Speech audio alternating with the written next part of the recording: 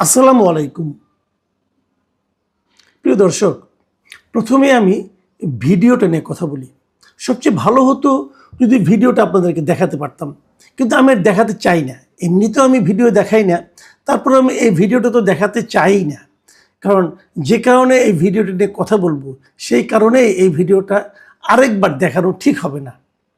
ভিডিওটাতে দুটো চরিত্র, একজন হলেন আপনাদের খুবই পরিচিত মুখ, আমাদেরও পরিচিত মুখ, আমার খুব পছন্দের একটা মুখ।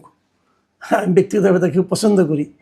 তার সরাসরি কথা বলতে পারার দক্ষতা, যোগ্যতা এবং মানে যুক্তিগ্রাহ্য কথা বলার জন্য মিস্টার হাসনাত আবদুল্লাহ, উনি ভিডিওটা একটা চরিত্র। আরেকটা চরিত্র হলো ছোট একটা বাচ্চা। এখানে দুজনের কথোপকথন, ভিডিওটা কিন্তু খুব ছোট, বেশি বড় না, মোটেই বড় না। সেখানে হাসনাত আবদুল্লাহ বলছেন মির্জা আব্বাস কেডা, এবং জবাবে শিশিরা বলছে মির্জা আব্বাস চান্দাবাজ। মির্জা আব্বাস ও বলতেছে মির্জা আব্বাস চান্দাবাজ। মির্জা আব্বাস কেডা, মির্জা আব্বাস চান্দাবাজ, এই ছিল স্লোগান ধর্মী কথাবার্তা। মানে উনি ওই বাচ্চাটা হাসনাত আবদুল্লাহ সন্তান কিনা আমি ঠিক জানি না, তবে সন্তান না হলে সন্তান তুল্য কেউ একজন হবেন।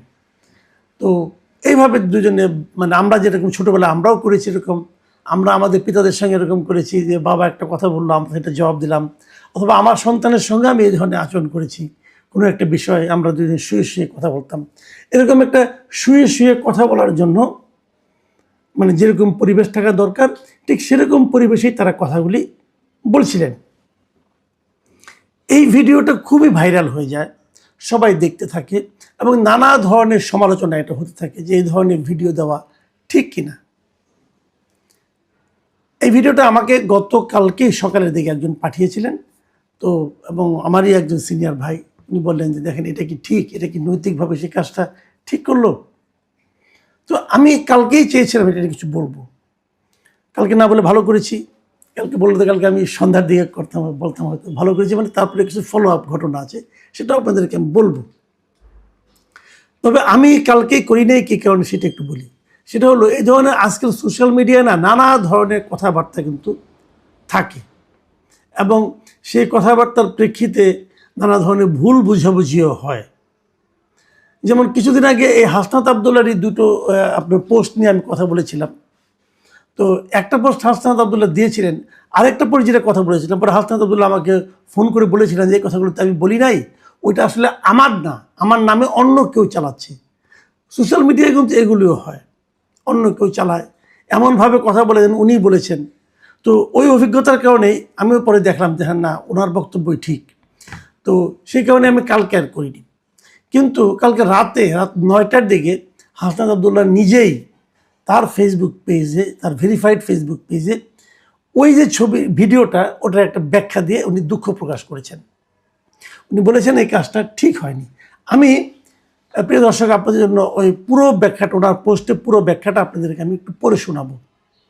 উনি লিখেছেন, সম্প্রতি সামাজিক যোগাযোগ মাধ্যমে একটি ভিডিও ছড়িয়ে পড়েছে যেখানে বিএনপির একজন সিনিয়র নেতাকে নিয়ে আমাকে আপত্তিকর মন্তব্য করতে দেখা যায়।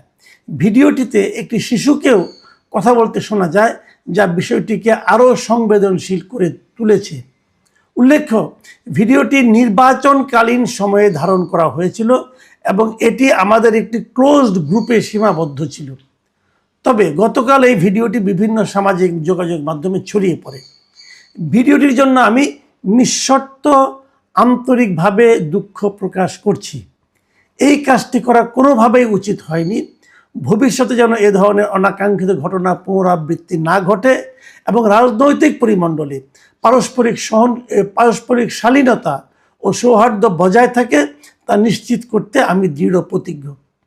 ফ্যাসিবাদ উত্তর রাজনীতিতে ব্যক্তিগত আক্রমণ, ঘৃণা বা বিদ্বেষ ছড়িয়ে রাজনৈতিক সৌহার্দ্য ও পারস্পরিক শ্রদ্ধাবোধ নষ্ট করার সংস্কৃতিকে আমরা কোনোভাবেই সমর্থন করি না।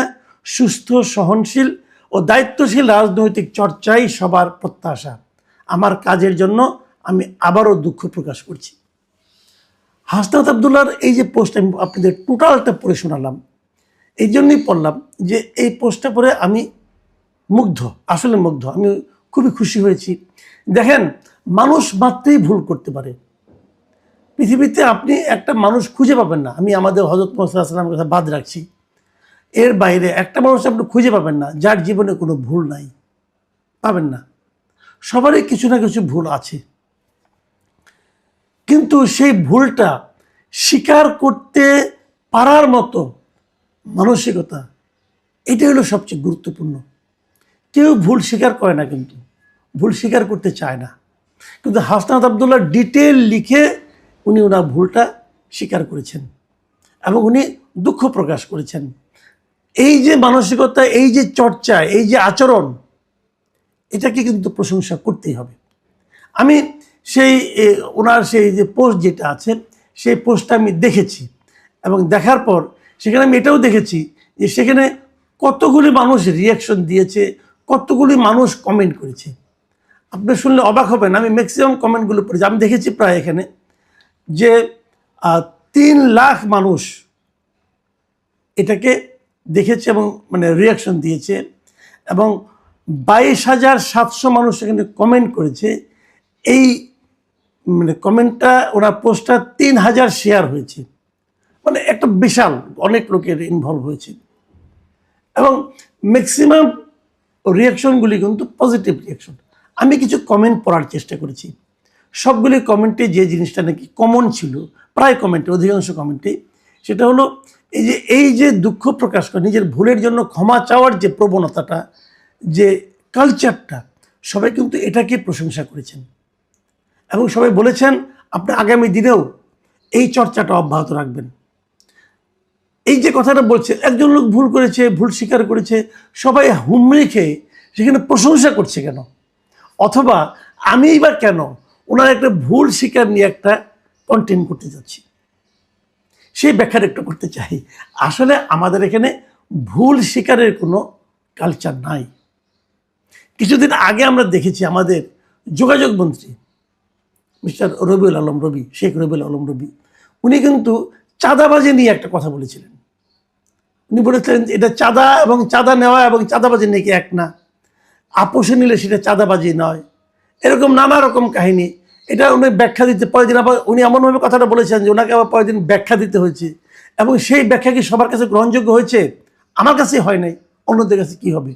কারণ উনি আগের দিন কি বলেছেন সেটা তো আমি নিজেই শুনেছি, ওটা তো ভিডিও এখনও আছে, উনি ব্যাখ্যা দিয়েছেন। এবং তারপরে উনি আবার দেখলাম গতকালকে আবার সেই একই কথা রিপিট করছেন। উনি আবারও বলছেন যে চাঁদাবাজির পক্ষে ওনার বক্তব্য উনি দিচ্ছেন, চাঁদার পক্ষে দিচ্ছেন বক্তব্য। এখন এই যে জিনিসটা, উনি কিন্তু ওনার এই ভুলটাকেই সত্য প্রমাণ করার জন্য উঠে পড়ে লেগেছেন। আমরা এরকম আগেও দেখেছি, অনেক পলিটিক্যাল লিডার একটা কথা বলে ফেলেন, পরে বলেন কি আমার কথার ভুল ব্যাখ্যা করা হয়েছে। আর আমি ব্যাখ্যা করার কি আছে, ভিডিও চালাইছে, আপনি কি বলেছেন সেটা ভিডিও আমরা দেখেছি, তো ভিডিওতে আমরা ব্যাখ্যা কি করলাম? ওর তো ব্যাখ্যা করার কোনো সুযোগ নাই। এরকম অনেক উদাহরণ আপনি পাবেন। এর মধ্যে আমরা অন্তর্বর্তীকালীন সরকারের সময় দেখেছি, তারপরে দেখেছি, তার আগে দেখেছি। পলিটিক্যাল লিডাররা ভুল স্বীকার করেন না। ভুল মানুষের হতে পারে এবং ভুল স্বীকার করাটাই মানবিক। যদি কেউ ভুল স্বীকার না করে তাহলে সে নিজেকে আর মানুষ মনে করে না, নিজেকে মহামানব বা আনব মনে করে অথবা ফেরেশতা মনে করে। ভাই, মহামানব অথবা ফেরেশতা সাজার চেষ্টা করেন না, মানুষ থাকেন। মানুষ থাকলে মানুষ আপনাকে আপনার কাছের লোক মনে করবে। এটুকু হাসনাত আবদুল্লাহর প্রশংসা। এখন আরেকটা পয়েন্ট একটু কথা বলি। এই যে দৃশ্যটা আমি দেখেছি, ওই বাচ্চাটার হাতে কিন্তু একটা খেলনা পিস্তল ছিল, পিস্তলের মতো ছিল, ওটা খেলনা কিনা যায় না, খেলনাই হবে, একটা খেলনা পিস্তল ছিল। এবং খেলনা পিস্তল হাতে উনি যখন বলতেছেন হাসনাত আবদুল্লাহর কথার প্রেক্ষিতে, তখন কি এই বাচ্চাটাকে কিন্তু এক ধরনের, আমার কাছে মনে হয়েছে এক ধরনের অ্যারোগেন্সি শেখানো হচ্ছে। আমাদের বাচ্চাকে কিন্তু আমরা এইভাবে মানুষ করব না। আমি যারই বাচ্চা হোক, আমি হাসনাত আবদুল্লাহকে বলবো আপনার এটা রিয়াকশন হয়েছে, আপনি বলেছেন এটা আপনি নির্বাচনকালীন ওই টাইমটাতে আপনি এটা কাজটা করেছেন। নির্বাচন হয়ে গেছে তাও প্রায় আজকে 3 সপ্তাহ প্রায় হয়ে গেছে। কিন্তু তো এতদিন কিন্তু পরে যখন এটা ভাইরাল হয়েছে তখন আপনি বুঝতে পারছেন আপনি এটা ভুল করছেন। যখন আপনি সমালোচনার মুখে পড়ছেন তখন আপনি বুঝতে পারছেন এটা ভুল করেছেন। যে বাচ্চাটাই আপনার সঙ্গে এই বাক্যালাপে অংশ নিচ্ছিল, সে বাচ্চাটা কি জানে যে কাজটা ভুল ছিল তার? সে বাচ্চাটা কিন্তু জানে না। সে বাচ্চাটা কিন্তু এই ধরনের ধারণা নিয়েই বড় হতে থাকবে। তার শিক্ষা কিন্তু এটাই হবে যে হাতে একটা পিস্তল নিয়ে বলতে হবে ও চাঁদাবাজ, ও ঘুষখোর, ও মদখোর, এগুলি বলতে থাকবে। এখন এই প্রবণতাটাকে আপনি এতদিন কেন করেন না? এতদিন আপনি ওই বাচ্চাটাকে অথবা ওই বাচ্চার মাকে অথবা এদেরকে কি আপনি যে ভুলটা ফেসবুকে স্বীকার করলেন, সেই ভুলটাকে ওদের কাছেও স্বীকার করেছেন যে বাবা এই কাজটা তোমার বলা ঠিক হয় নাই, আমরা ওনাকে চাঁদাবাজ বলবো না? এটাও আবার আরেকটা ঝামেলা আছে। আরেকটা ঝামেলা কি আছে, যে এই যে আপনি বললেন যে ভিডিওটির জন্য আমি নিঃশর্ত আন্তরিকভাবে দুঃখ প্রকাশ করছি, এই কাজটি কোনোভাবে করা উচিত হয়নি, এই যে কথাটা বললেন, কোন কাজটা করা উচিত হয়নি এটা একটু আমি বুঝতে চাই। মানে মির্জা আব্বাসকে চাঁদাবাজ বলা উচিত হয়নি, নাকি মির্জা আব্বাসকে চাঁদাবাজ আমি বলতে পারবো, ক্লোজ গ্রুপে বলতে পারবো, কিন্তু এটাকে আমি পাবলিক করতে পারবো না, অথবা ভিডিও করলেও সেই ভিডিও ছড়িয়ে দিতে পারবো না, এটা ঠিক হয়নি? কোনটা? এটা কিন্তু আমার একটা বেসিক পয়েন্ট।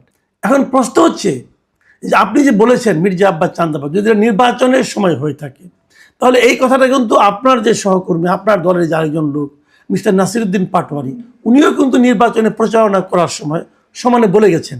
যদি আপনার বলা ঠিক না হয়ে থাকে তাহলে ওনার কি বলা ঠিক হচ্ছে? তখন যে তারা বললো, তখনও তো ওনার এই বক্তব্য সব শিশু কিশোর সবাই শুনেছে, তো ওইটা কি ঠিক ছিল ভাই? এই ব্যাখ্যাটা কিন্তু খুব জরুরি। আর আরেকটা কথা, যদি উনি চাঁদাবাজ আসলেই হয়ে থাকেন, চাঁদাবাজকে তো চাঁদাবাজ বলা কোনো অন্যায় না, বলতেই পারেন আপনি, তো চাঁদাবাজের জন্য আমাদের কি করা উচিত? আপনি আইনের আশ্রয় নেবেন, কাউকে না কাউকে বলবেন, আইনকে মানে প্রশাসনকে বলবেন এই লোকটা চাঁদাবাজ, আমার হাতে তথ্য আছে, প্রমাণ আছে, সেটা আপনি সাপ্লাই দিবেন। সেটা সাপ্লাই না দিয়ে পাবলিককে যখন আপনি বলতে থাকেন, তখন তো আসলে আপনি এক ধরনের পাবলিক নিউসেন্স ক্রিয়েট করেন। সেটাও কি ঠিক? ভাবুন। আবার উল্টা দিকে আমি আরেকটা কথা বলি, যে এরকম চাঁদাবাজ কি তারেক রহমানই বা কেন মনোনয়ন দিলেন? তার মানে কি উনি যদি আসলে চাঁদাবাজ হয়ে থাকেন, তাহলে তো এটা মারাত্মক একটা অন্যায় করেছেন। এই লোক, এতগুলি লোক তাকে ভোটই বা কেন দিল একজন চাঁদাবাজকে? সেটা কিন্তু একটা দেখার বিষয়। কাজে আমার বক্তব্যটা হলো যে মানুষের সমালোচনা করাই যায়, নানা বিষয়ে আপনি সমালোচনা করতে পারেন, কিন্তু সমালোচনার ভাষা যেন সংযত হয়, এবং সেই ভাষা আপনি যখন ক্লোজ ডোরে বলবেন, বন্ধু বান্ধবের মধ্যে বলবেন, তখনও যেন সংযত থাকে। যদি তখন সংযত রাখতে না পারেন, তো পরবর্তীতে কিন্তু আপনি ভুল করতে পারেন। যেমন এই বাচ্চার সঙ্গে আপনি ভুলে বলে ফেলেছেন, ওটা কিন্তু অভ্যাসের কারণে বলেছেন। আপনি কিন্তু মির্জা আব্বাস চাঁদাবাজ এটা কিন্তু এই বাচ্চাকেই প্রথমবার বলেন নাই, আরও অনেক বন্ধু বান্ধবের সঙ্গে বলছেন। বলতে বলতে এমন হয়ে গেছিল যে এটি আপনার কাছে স্বাভাবিক মনে হয়েছিল।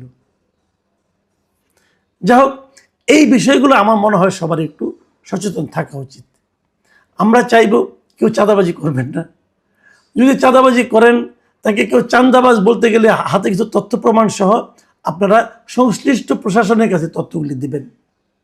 আবার বলবেন প্রশাসন তো কিছু করবে না, ভয় পাবে, তাহলে তারেক রহমানের কাছে দেন, ওনার যে নেতা তাদের কাছে দেন, এবং তাদেরকেও বলবো যে কোনো চাঁদাবাজকে আপনারা মনোনয়ন দিয়ে না, আমাদের নেতা বানায়েন না। সবচেয়ে বড় কথা হলো প্রত্যেককে সম্মান করতে হবে যার যার জায়গায় রেখে। প্রিয় দর্শক, মির্জা আব্বাস চাঁদাবাজ কি চাঁদাবাজ না, এটা কিন্তু একদিনের ব্যাপার না। উনি অনেক দিন ধরে রাজনীতি করেন, অনেক দিন ধরে রাজনীতি যে লোক করে সে চাঁদাবাজ, তারপরে তার লোকে ভোট দেয়, একটু কেমন যেন হয়ে গেল না?